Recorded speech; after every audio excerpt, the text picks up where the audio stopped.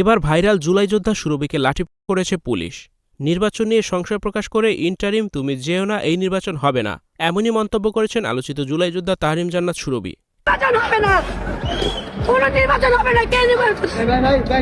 কান্নাজড়িত কণ্ঠে দেওয়া তার বক্তব্যের এই ভিডিও সামাজিক যোগাযোগ মাধ্যমে ভাইরাল হয়েছে। তিনি অভিযোগ করেন, প্রশাসনের বর্তমান ভূমিকার কারণে কোনো নির্বাচনই এখন সম্ভব নয়। এর মধ্যেই শরীফ ওসমান হাদির বিচারের দাবিতে আন্দোলনে নামা ইনকিলাব মঞ্চের নেতাকর্মীদের সঙ্গে পুলিশের পরিস্থিতি আরও উত্তপ্ত হয়ে উঠেছে।